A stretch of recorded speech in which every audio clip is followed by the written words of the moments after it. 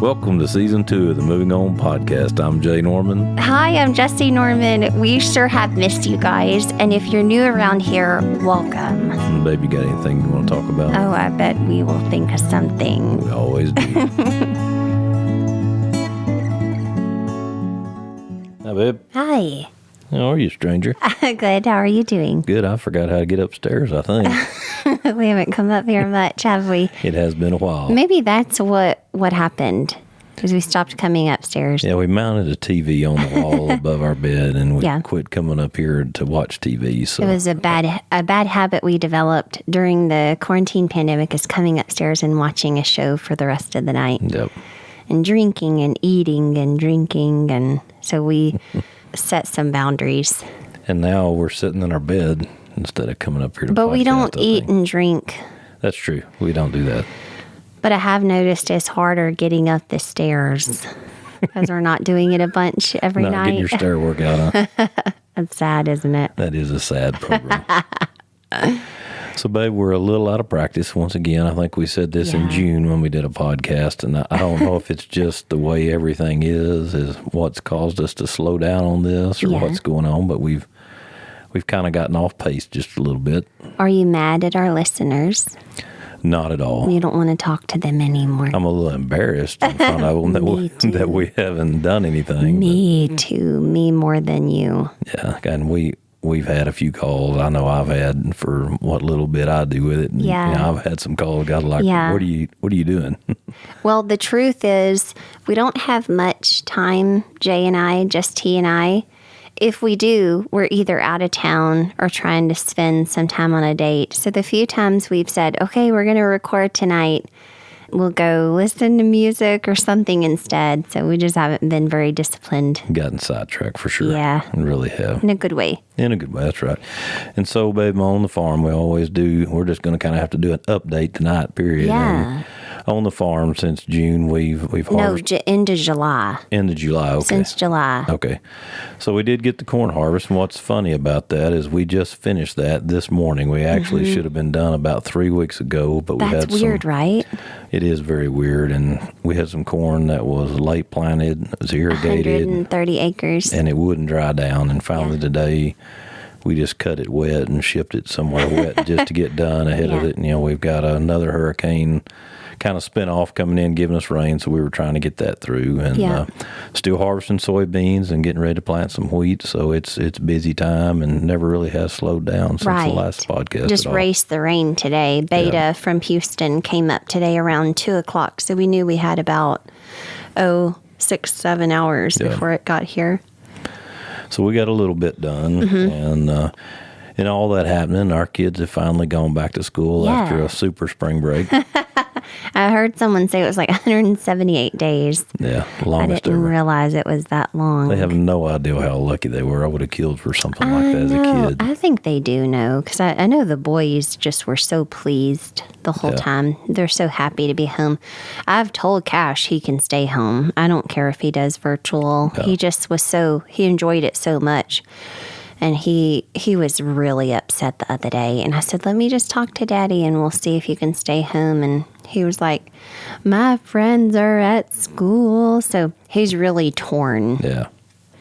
Well, I think they all wanted to go do that. I just know there's 2 or 3 of them that didn't want to, mess with the work. And I guess one thing I've noticed with them is they seem more stressed about grades after going back. I know I heard the 2 middles say they had forgotten a lot of stuff and they felt like they were having to go back and relearn it. It's so stressful, and everyone's walking through the same storm, but it's like the struggles are different. Yep, for sure. And so we took a break.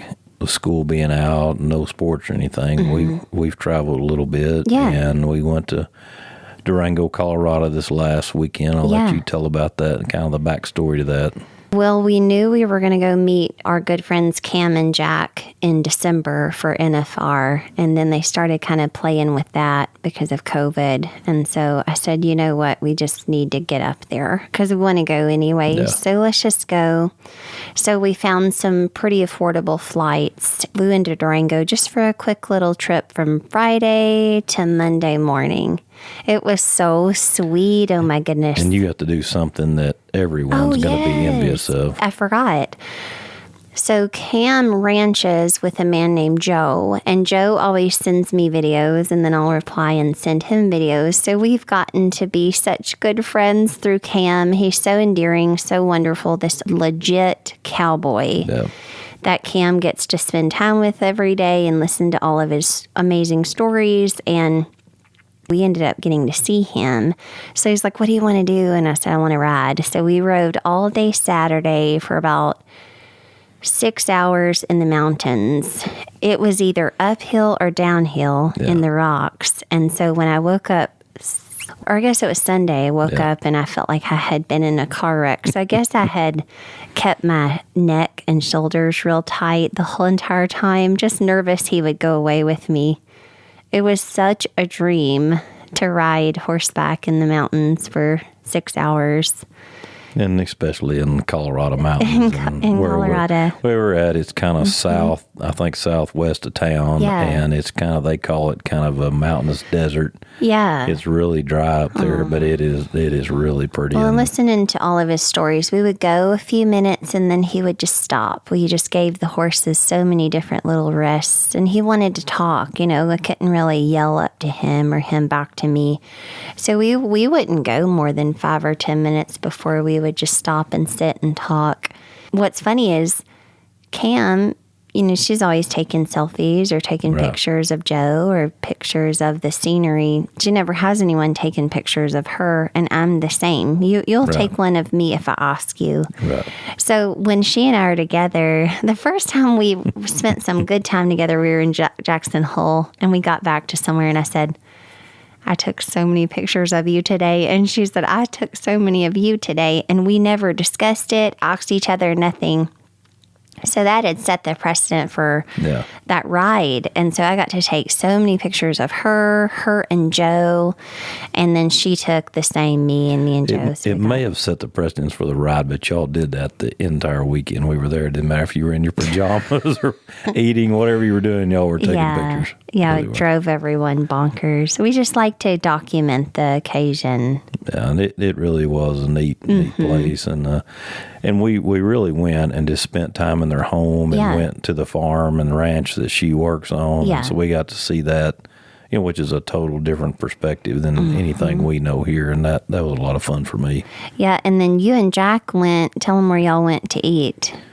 Real serious Texas barbecue. Texas barbecue. It was good. I'll give them that. Yeah, and we kind of rode around there, and it was really pretty. Yeah, Jack kept getting Cam's husband Jack kept getting so nervous that he needed to entertain us, and Jay and I, we're good to just come sit on your couch. Yeah. So if we ever come visit you, don't panic. We just want to sit and talk with you. Pretty easy. We don't need plans. Yeah. We actually don't want plans.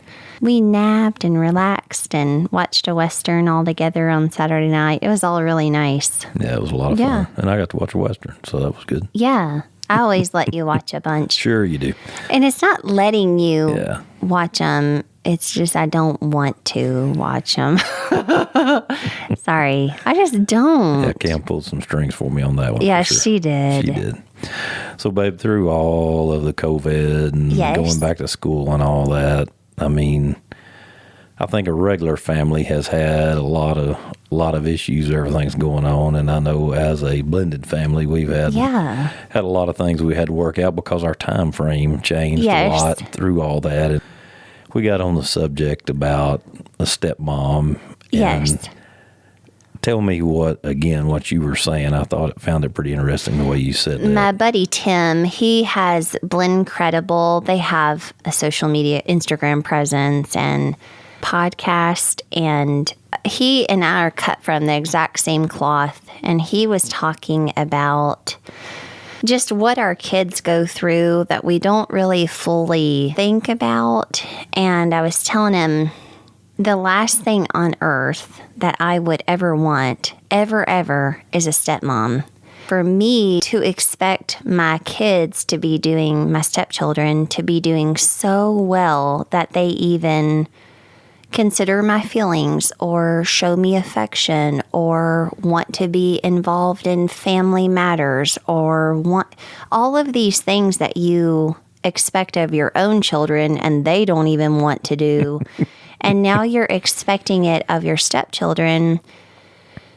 And in my mind, if I can kind of reset and go, what would I be doing if I was a stepchild? Because I have the most amazing mom on the planet.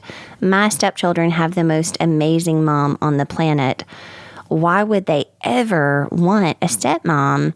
And so if you kind of reset and sit in another seat and look at it from a different angle, you realize they don't have a ways to go. We don't have a ways to go to grow more. Yeah. You can actually see that they are killing it. Like they're doing so good. And if you look at it from that other angle as, I think if I were the stepchild, I would be in all black. I would be rolling my eyes. I would never be coming out of the room. I would be thinking of ways to kind of harm the joy of the home because I would be hurt. My hurt would be known house-wide. Yeah.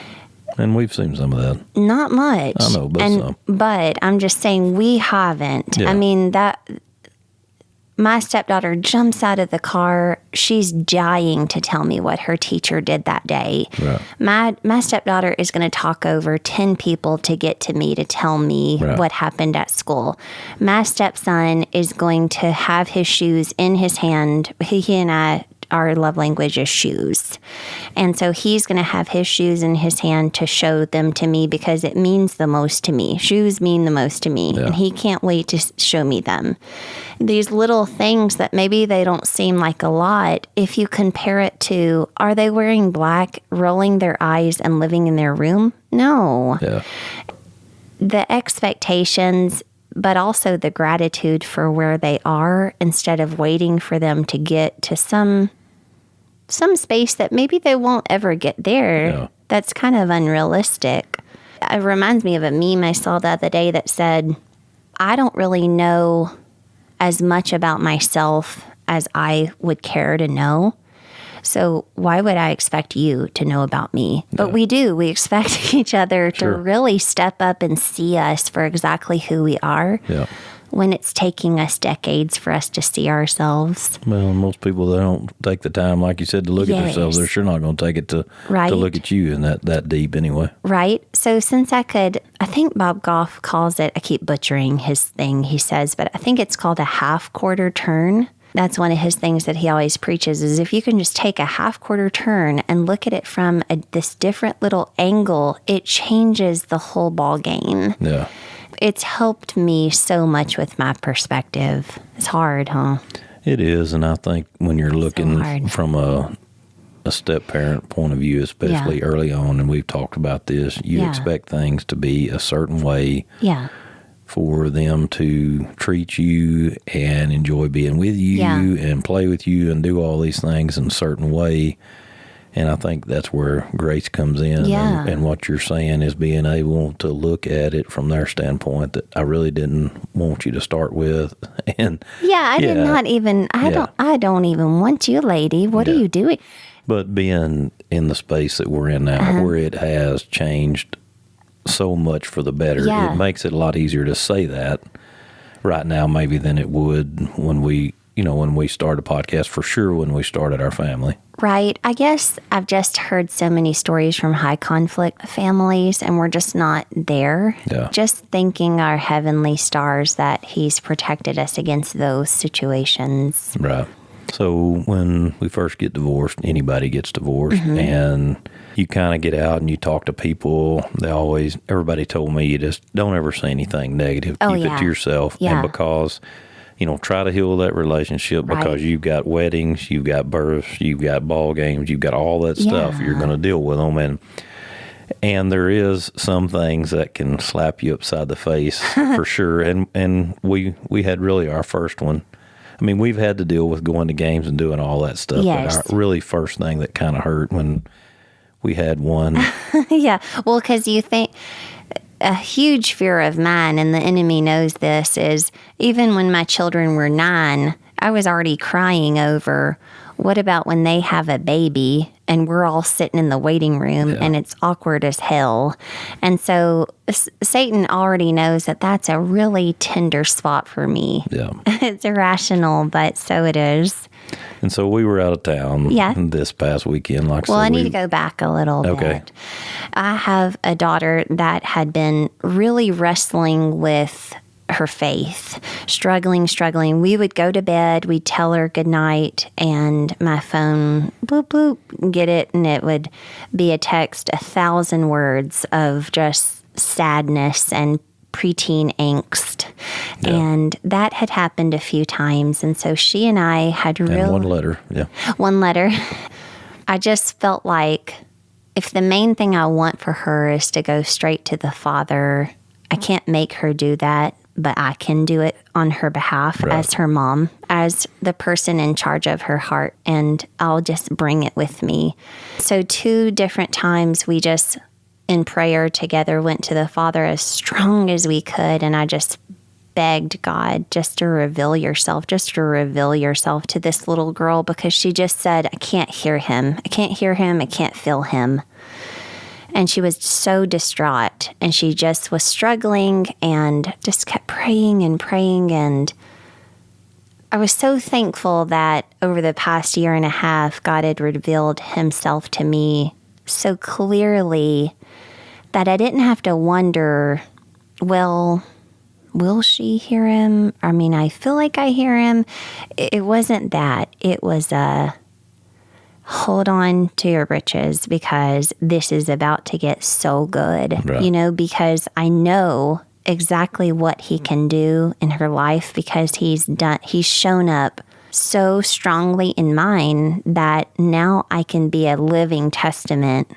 Maybe you can't hear him, but just remember how you feel right now, so we can compare it to when you do really, really feel him. And so I could honestly pray over her as somebody that has a real, palpable relationship with the Lord. And that's not something I could say before this year. It's just not.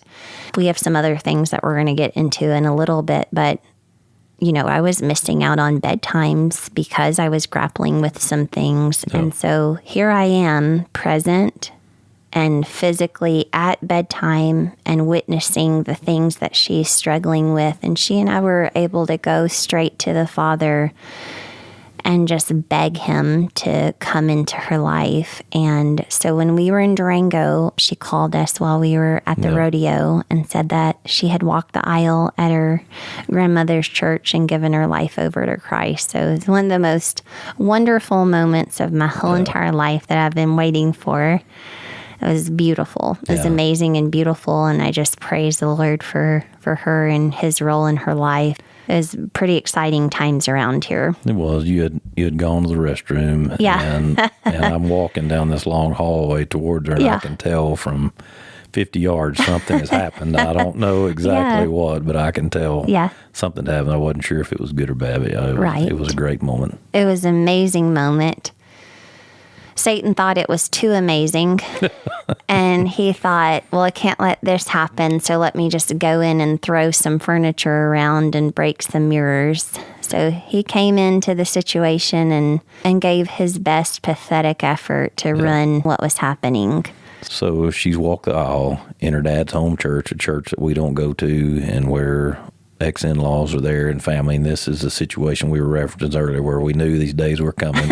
And one you're going to get slapped in the face with a little bit, and here it is all of a sudden, the devil's brought it to your attention right after you get this call, and you're struggling with that. It had already set in on me. I really had to pray through it. Yeah. Like, no, get behind me. In Jesus' name, get behind me, because this is a time to celebrate. This is not a time to fret, or this is not a time for anxiety. This is not a time to worry over details. But as soon as we got off the phone, my mind just goes, she's going to want to get baptized in that church.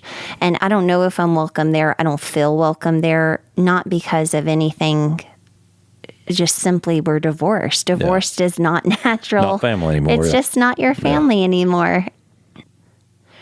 But so we had to I had to just find my big girl britches and know that this is going to be fine. Right. And of course, we get back, and that's been kind of the topic of discussion. Liza is a temperature taker, a pulse taker, just like me. She gets that from me. And she would do just about anything to make sure that the temperature in the room is good. Like I was telling someone the other day, Liza would invite her best friend to her birthday, and then she, instead of inviting her other best friend, she would invite that best friend's good friend, just so that it all would be good and simpatico. She would never invite her two favorite people and them not know each other. Right. That wouldn't work for her. She's always thinking of how does it all flow together. As a mashup. She is a pulse taker, just like her mama. She was already thinking this is not going to work. Some things were said, and it was very tough working through it. And God just kept saying, "Let's see what see what you're made of," because one of my favorite lines in that song is, "If less of me means more of you, take everything." Yeah. And God was like, "Now?" And I'm like, "No, not now. Try again next week."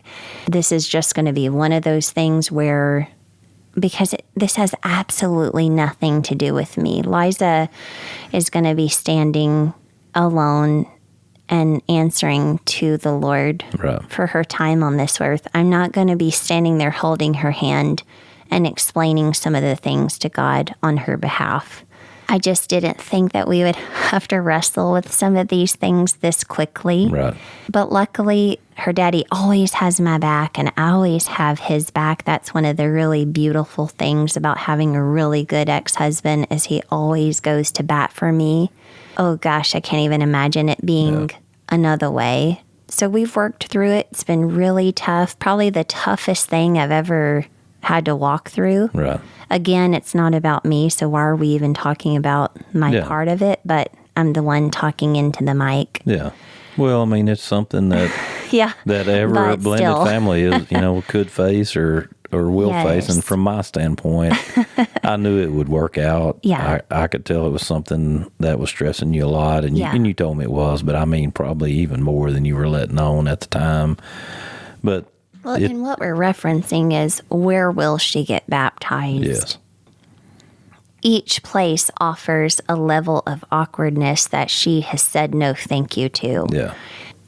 So that's what it comes down to, is allowing her to set boundaries, but teaching her and leading her that we can't always control everyone's emotions, because she had too many pulses to take. She did. She's so sweet. Yeah. But it was just another one of those. I didn't mean to interrupt you a minute ago. No, you're fine. It was just another one of those things where Satan just came in to steal, kill, and destroy, and he came after our family, and he keeps coming after our family, and I'm so sick of it. Yeah. Well, I think he's coming after a lot of people. Yeah. For a lot of different things. Yeah. And I don't know we're 100% through with that subject we were on, but I'm saying that to say is that you've had something going on important to you, and something that you're doing to help people that I think is pretty awesome, just looking at it from the analyzing point. Thanks, babe. Stepping back and looking at it. That is along that line, is helping and fighting off Satan. And a lot of people through everything that's happened have had a lot of issues, and that's where that's come from. And I'll let you explain kind of what you got going on. Well, right before pandemic hit, I've told you guys this, but I'll nutshell it. We decided to do a giveaway and ended up with a group of 10 girls. I would not have made it through March and April and May without these girls. I wouldn't have. These girls have a superpower, which is they can connect like other people can face to face. These girls can connect with their phone, where maybe it's awkward to send someone the video or send someone audio. This is second nature to these girls, and they can love harder through a phone than you can eye to eye, which when you live states away, that's not an option. Right. Absolutely, when people are forced to stay in their homes. And so even if you do live down the street and you have 4 kids and I have 4 kids, it wasn't never smart for me to come over. Yeah. So that's what I kept saying, is that's their superpower, is that they connect and they can love and that they can huddle around people. And as we were going through the summer, we had friends kind of raising their hands, ready to just kind of get off the ride. Like, I don't want to do this anymore. Yeah. And we got into some spaces with some friends, not in the 10, but that were just, we felt so helpless. And it was just such sadness and depression. Yeah. And God really showed up, and he just kept saying, go to the 10, go to the 10. And I just was like, what then? What do I say to them? What do I say when I go to the 10? Like, help? What do we do? And it just started kind of getting more clear and more clear. And that maybe the 10 of us can't get on a plane and go sit with someone and drink coffee and show them that we're here. But we can, through our phones, add a level of love and we're support, right. Yeah, we're right here. Thanks. Yeah. I was thinking of the word companionship. I don't think that's the right word, but so we've been able to, whenever we kind of get the bat signal, this isn't going well. Yeah. You're not there. These people are not doing well. I wasn't doing well, and the 9 huddled around me.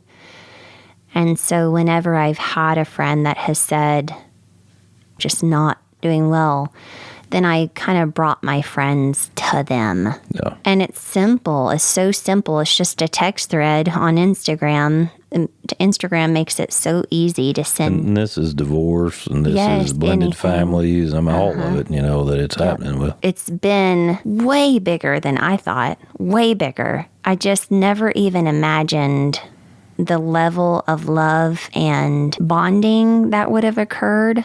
I thought that my friends would have been like, they're there, nice to meet you, and just kind of went on their way. I can't even tell you. I have been so proud of these girls. And what's really neat is the girls that we've huddled around and loved on and joked with and laughed and shared ourselves with, and they've shared themselves with us. It's like they are ready to huddle around the next person, because we're all going to be in that position at some point. Maybe we experience the loss of a parent or the loss of a job. We all step into that role at some point. It's not just the weak or the specific person that needs the help. We all do at some point. And so lately it's just been encouraging them to at least raise their hands so that we know who they are, because a lot of us girls, we like to suffer in silence. Yeah.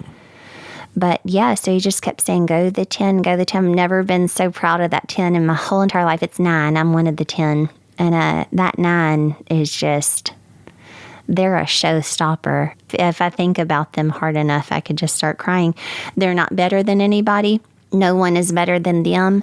They're not some elite table that they're not going to let anybody sit at. They're not a popular group. That's not what we're about. It's just God brought us together, and everyone is welcome at our table. Sorry to say so many words on that topic. Well, I think it's important. I think it's something that could be used, everybody could use, if you can find the right group to get into, or find the person to connect you with a group. Right. Outside looking in, I think it's pretty amazing. Thanks, babe. Yeah, I knew what God was wanting to do, but I didn't know the details. And there was this one morning I had a girlfriend that was, she was not doing well. And just like I told you about my daughter, all I wanted for my friend was for her to run as fast as she could to the Father and just lay on his lap and let him do what he does, which is he's the God of comfort, and he is the God of love and answers. And I just wanted her to run there as fast as she could. And I knew I couldn't make her. I was like, I'll do it for her. That's all I could think of. And when I finally got there, he just kept unveiling this part and then this part and then this part. And it was so emotional because I couldn't audibly hear him, but I knew exactly what he was meaning. He kept unveiling different parts of the method, exactly how to do it. You'll have friends that are ready to huddle with you. These are their names. We put some of my girls on my heart. You'll have these girls that need huddling around. I'm going to send them to you too when you're ready. In the future, you'll have these different girls that can band together and then form their own groups. What you're looking for is this. You're looking for these girls that know how to use their phone. This is their superpower. It just kept coming and kept coming and kept coming. And I think I cried that whole day because I was so thankful that I could hear him. But then I was so mad at myself that I took 39 years to trust him enough to get close enough to him to where we could communicate like this. Right. And it made me feel like I really gypped myself of that. But I can't stay there very long. Yeah, I'm just got to keep going. Yeah. Well, I think it's pretty amazing. And I know you mentioned it one night. I didn't completely understand it when you first, it kind of came to you, I guess. And then just watching the excitement as you kind of figured it out, and when the first time it happened, and there was that good connection between the girls, it was pretty exciting for me. Yeah, the connection, you know me. Connection is my love language. I'll have to tell y'all about one of my favorites. She's actually one of my best friends.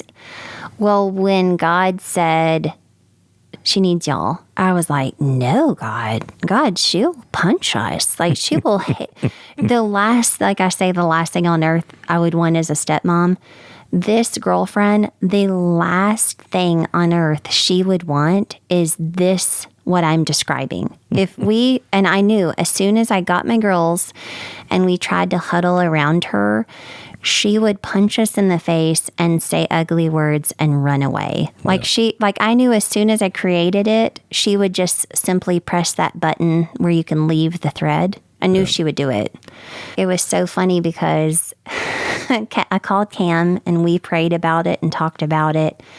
We were on the same page and we decided we were just going to be real gingerly about it and just move real slow and try to kind of go about it a little bit differently because it was a different situation, a different type of person. So I told her, I said, look, I need you to try to open your heart because I know you're hurting and I have a plan, but I need you to trust me. Well, then Satan kind of came in and kind of convinced me it honestly was not going to work. Do not even try it. So it took me about 5 or 6 hours. You and I had gone down to the beach. She had texted like, I'm waiting, like, what is it or whatever. And so finally I got word from the last girlfriend of mine that was going to be with us on this help mission. And I was like, all right, we're ready. I put her in the thread and she said, you said I was going to hate this. A little stranger dangers never scared me before. And that was some of the first texting, and we've loved on each other since then for 2 weeks. I'm positive my girlfriends love my friend more than me, which is awesome. I don't even feel like I belong in that group anymore. They're a club that I cannot break into. It's been so ordained by the Lord. I just can't even explain it. It's just been something so beautiful and so God-breathed and so ordained. She texted me and she said, I've never had someone do this for me in my entire life, and I don't know how to tell you thank you. And I just kept wanting to tell her, thank you for not being mad at us, for loving on you. But as soon as you come up with the plan to help, Satan will do everything to convince you it's not going to work. So don't even try it. Right. I'm really glad that we did go forward with it. Like, really, really glad. And so all that being said, we talked about this before we started the podcast today, just to say, if there is somebody looking, looking for help. I mean, that's part of what we're here for, and part of what we want to do, whether it's through words or through huddling around or whatever. I mean, it's trying to help. There's two hands that you can raise. The first hand is me. You're talking about me. I am desperate. I'm at the end, and I want to get off this ride, and I need help. Yeah. And then the second hand is you're also talking about me. I'm really good on the phone. Yeah. I'm really good at connecting on the phone, and I can help. You're talking about me. And those are the two people I need to hear from. And I know God has sent you to listen to this podcast because you're either in category A or category B, and we're so looking forward to hearing from you. I think for me, the biggest thing that I would say that through doing all this has brought out to me is the person sitting right beside you. You never know what's going on with them. And I mean, that has been pointed out to me so many times over the last 6 to 8 months. Somebody that, I think things are just perfect, and they're not. They're not even close. And they get to that point where they finally say something, and then it all comes out, and you're really kind of shocked because you think everything is right. So, I mean, you can't, sit down beside a person well and have a preconceived notion of really how their life's going, because you just don't ever know. And it's been pointed out to us numerous times over the last few months for sure. Yeah. You never know what's going on behind closed doors. And somewhere along the way, we were convinced that suffering in silence trumps confiding in someone. Yeah. The shame of sharing your secret with someone, you feel like that doesn't hurt as much as just staying quiet. Right. Well, I mean, it's hard to get to that point of trusting somebody to do it, but it has been amazing to watch people step up, not just in what you're doing, but in a lot of different things that we've encountered. There's just been a lot of people stepping up to do the right thing. Yeah, it's been pretty awesome. It really has. So, babe, you have, in my opinion, you've been carrying a pretty big load of stuff like that you're keeping up with and doing and supporting and talking to. And you referenced earlier about missing some bedtimes, and we referenced earlier about being up here on the couch and, kind of through quarantine and getting into some bad habits. Yeah. And I think part of that was because the load that you were carrying, part of it was, things that I was doing wrong. Part of it was things that we were dealing with. But I guess go through your point of view of what we're talking about. Well, my thing, as we started down this path of helping others and people being really comfortable coming to us, which is just the dreamiest place to be, is because I'm an Enneagram 2, so all I want to do is help. And so when people come to me, it's just almost like they're bringing me a Diet Coke. I love when you guys come and say 1,000 words. Sometimes, though, I'll let it get on me as if it's me that's in the situation. I'm an empath also, and so I kind of take it on as my own. Instead of taking that then to the Father and putting it at His feet, I was allowing it to kind of stew in me, and in turn was trying to kind of numb with a glass of wine or 2 or 3. Yeah. And that kind of increased as the summer pandemic went. We're all ignited. We're all in this weird season that we've never encountered before, uncharted territory. Like we told you guys, we had developed some bad habits. We would, for dinner, come upstairs, sit down to a show, Netflix binge, and I would have a few glasses of wine, and then I would slither to bed, feeling great, great and loving life. In turn, I would miss bedtimes. In turn, I would miss pillow talk with you. I would wake up at 2 a.m. because it had burned off. All of that numbing goodness that allowed me to float to sleep would wake me up at 2 a.m. you guys have been there. And that would make me cranky for you for the next day. It was just this huge slippery slope. So I went to our buddy Jerry. He's on our episode. Don't remember. Power of Christ and a Good Wife or a Good Woman. Something like that. Look for that, you guys. Jerry Stirls.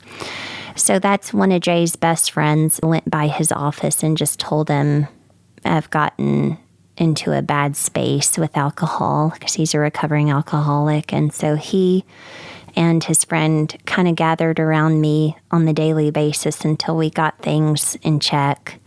And so we've been able, I guess I've been away from it now for about 29 days. We sat down at the table like we were having a business meeting and we drew up some commitments. Right. We replaced the Netflix and alcohol with the evening walk with the dogs to the sunset. So if y'all have seen our walk on Instagram, that's what it's been. It's been a healthy replacement. Right. Jay put a TV downstairs so that we don't even have to come up here unless we're recording. And that's what it took, is just, Christ says to confess first to your Father, Heavenly Father, and then confess to somebody that you trust, and his prayer over you can be powerful.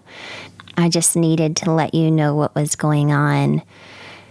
And I want to say that the timing was just so perfect on when it all came to fruition, because that's when it happened with my daughter and actually with huddling around our girlfriends. A lot of times our communication with those girls is in the evening. That wouldn't have been possible. Right. I would have been not myself, and that's embarrassing.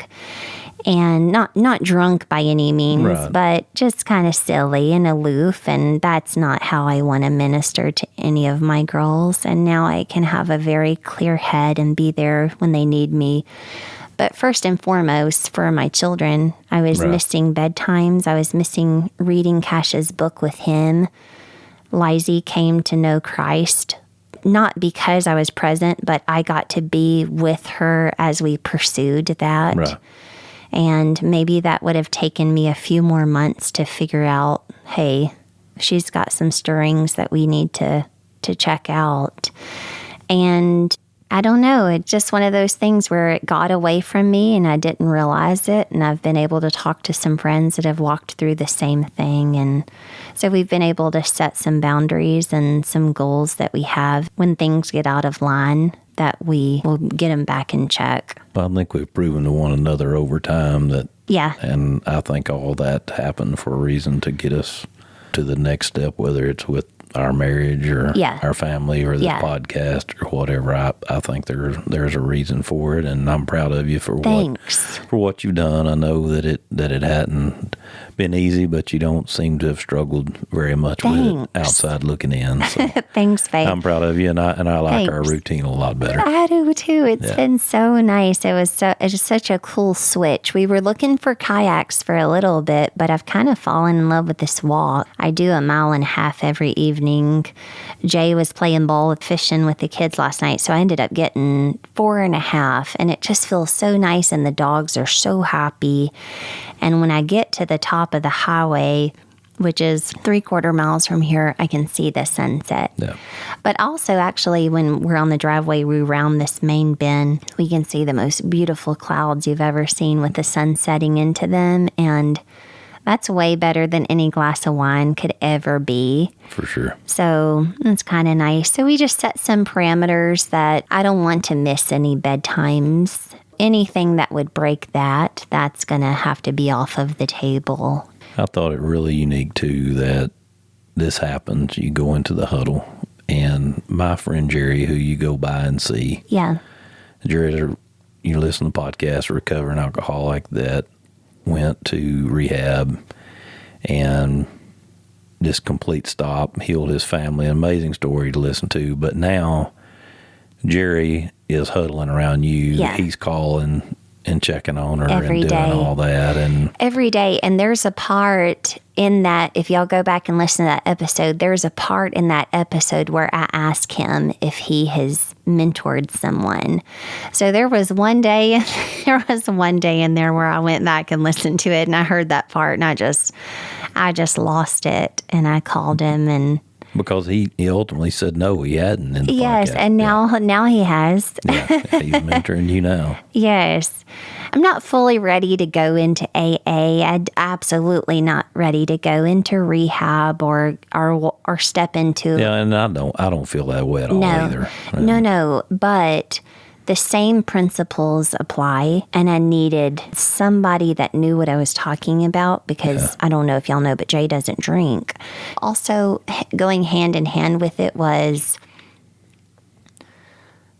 the emotions are so strong during this quarantine and during this pandemic, and it makes you either want to find anything. I mean, a substance or an alcohol or drugs or anything. You'll do anything to escape the realness that is 2020 and how heavy it can be at times. And I know there's been a huge bunch of memes and posts and stuff on Instagram about people, talking about having to have more wine. Day drinking. Yeah. Yes. And now I'm day drinking. Yeah. And I think from my standpoint, that was a lot of it. I didn't even really realize you were drinking that much. I mean, I knew you were drinking. It doesn't take much for me at all. Yeah. So we're not talking like 30 beers. Like we're talking 2 heavy glasses of wine, and I'm feeling pretty great. But I am proud of what you've done, and I think it's amazing that Jerry comes on our podcast and ends up helping you. Yeah. And I think we'll continue to do that, and look forward to this, improving and getting where it needs to be for sure. I do want to give huge credits to our pastor. That's what one of his sermons really changed the game for me. And it was just talking about when you do rely on those things that we were listing a minute ago, substance or alcohol or drugs or anything that you go to, it allows Satan kind of a foothold into your relationships. It kind of opens a little crack in a window for him to come in, and how when you do away with all of those things, you essentially close the window. Yeah. And you and I had been struggling with our podcast. Anytime we would go to record, we would have this explosion. Yeah. And so luckily we've hit it from 2 angles. One, we closed the window and have gotten a grip on what was going on. And 2, we found the most beautiful marriage counselors on the planet and got to meet with them a couple of weeks ago. And we're going to start meeting with them weekly.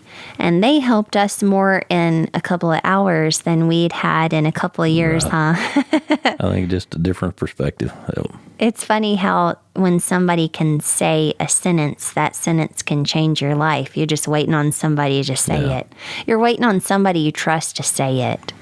Well, and I think, too, it just, through everything that was going on, I think the pandemic and kids not being in school, it's kind of allowed people to get lazy a little bit. Yeah. And I think we kind of got lazy. We got really lazy. In what we were doing with our marriage and obviously with this podcast. Yes. And, not being there. And I do feel like, you nearly have to say, I'm sorry for us not. I am sorry. I am too. I want a guy that works for me. I think the world of him, and wouldn't even think he would listen to this podcast. The other day, he texted me like, "Boss man, what's the deal? Yep. How come when's the next podcast?" I'm we better get our butts in gear. I thought Jay was going to make us go up the stairs at midnight after he called and asked. I just really was shocked. So that he disappointed. Said it. We don't want to disappoint anybody. For surely not. Well, babe, it's been fun.